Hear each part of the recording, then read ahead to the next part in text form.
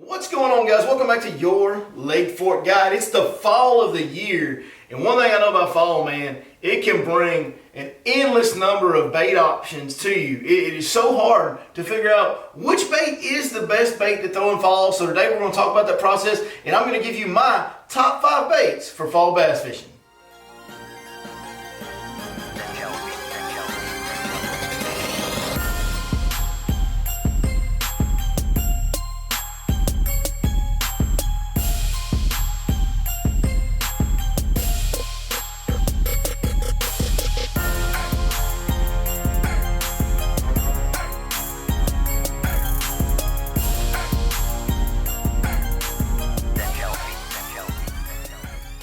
Man, fall is a wonderful time to go out and catch them, right? Because number one, a lot of people go on deer stand. A lot of folks go to deer stand, the duck blind, and the lakes are pretty empty, man. You got a lot of the lake to yourself, and the fish are feeding. One thing special about the fall, they get up on the bank and they get shallow and get in the backs of creeks, but they're not there to spawn. They're there to feed. So if you can actually learn how to catch fish and locate fish in the fall, man, it can lead to some of the best days you'll ever have.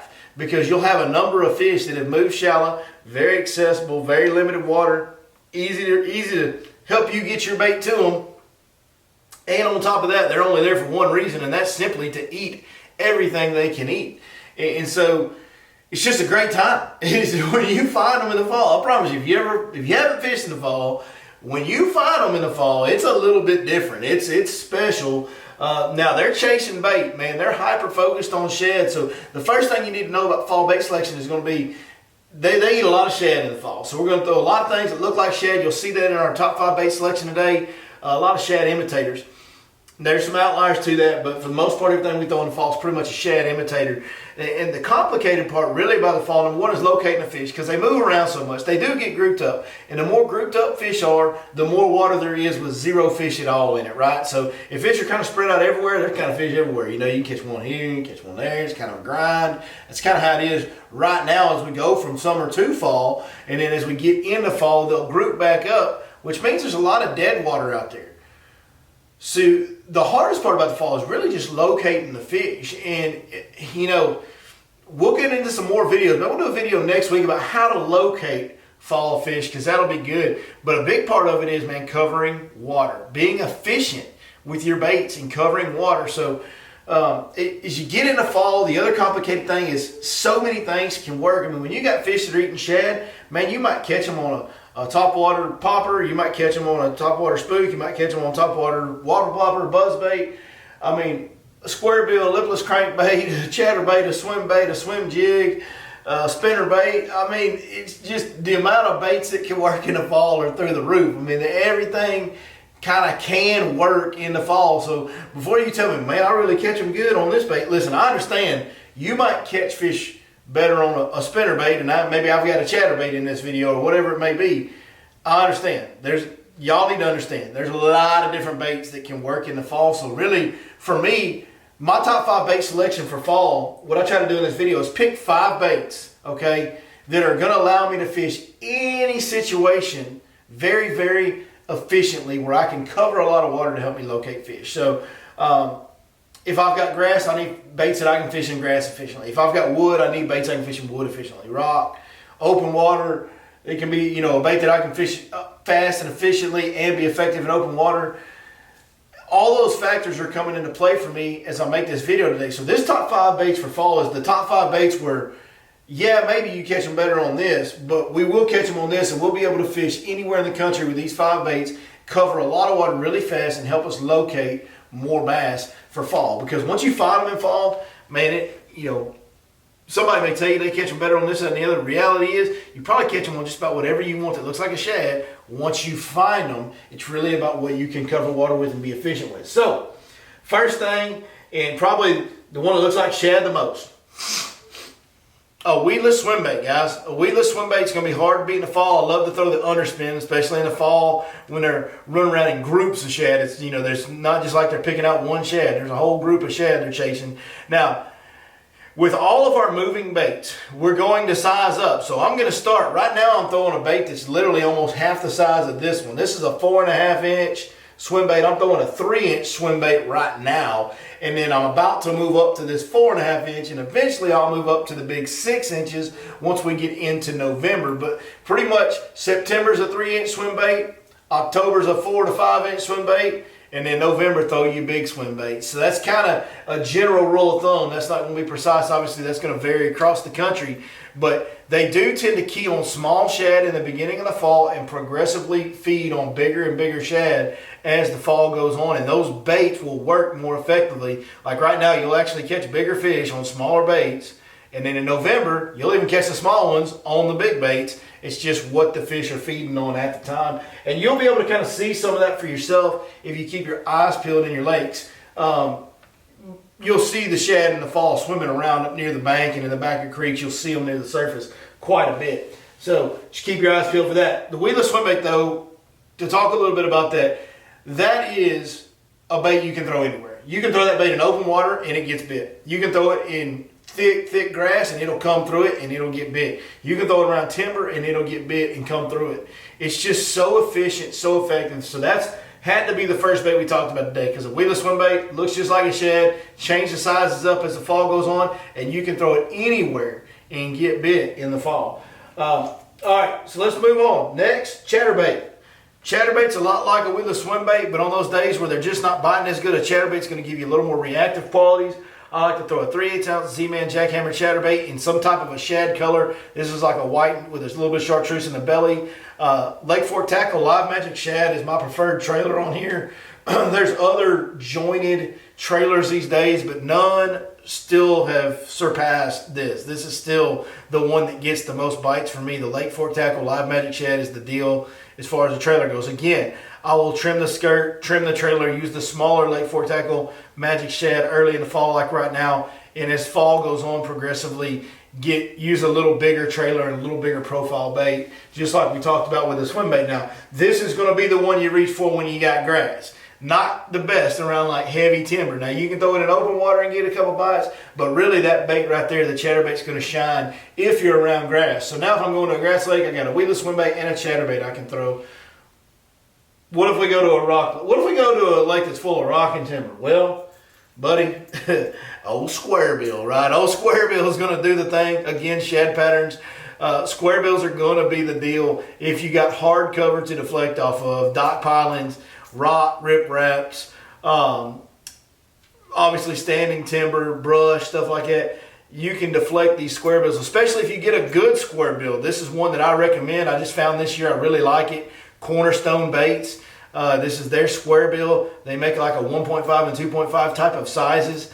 Got some good shad colors over there, but I mean, you got to get a good one now. I'm going to tell you, not all Squarebills are going to deflect off cover the same, and that's an important factor of this. Your Squarebill has to deflect off cover because that's what makes it shine in those situations with timber and rock and hard cover like that. So for those situations, Squarebill, and also again, right, hey, let's move up in size. So we're going to start over here and we're going to work our way to here and even go like up to a 3.8 type deal, 4.0 type deal in November. So size, always going to be the same. Start small, work your way up as the months change in the fall.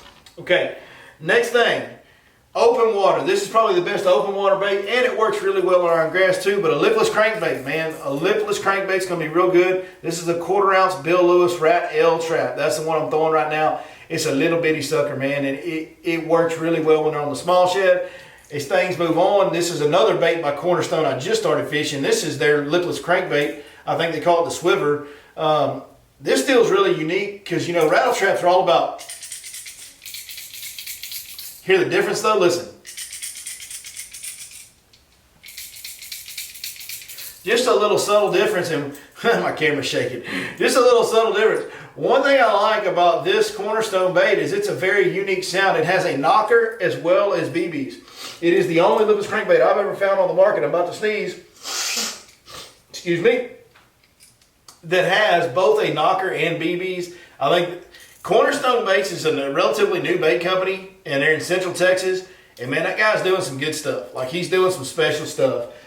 His Squarebill is a very good quality Squarebill. This is a very unique, kind of innovative sound on this lipless crankbait. It's a really good lipless crankbait. I've already been catching fish on it, just testing it out. before we've really gotten into prime lipless crankbait season. So very, very excited to throw this bait the rest of the winter. But lipless crankbaits, grass flats, or open water, now you've got that. So you can kind of see what we're doing. We're building a lineup where, man, like, we got grass, man, we got something to throw. We got rock, we got something to throw. We got open water, timber, we got something to throw for everything.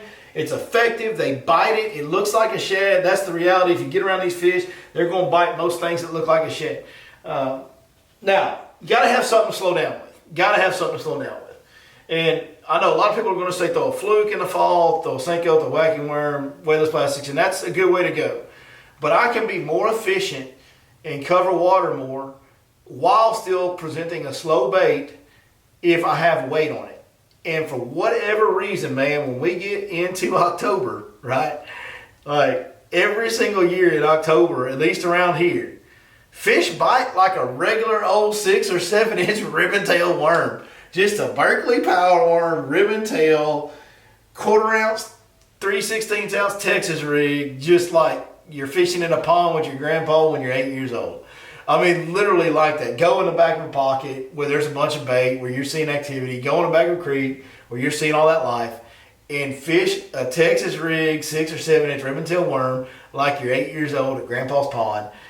And you'll catch fish on big lakes, and like a lot of fish, and some good ones. And I know they're eating shad, and this doesn't look anything like a shad, but this is just the bait. When you need to slow down, when they won't bite the winding bait for you, this is the bait that happens to work for me. And here's the deal. I got a philosophy in life. Like, I don't know if y'all ever seen my old lady, but like, she's way hotter than me.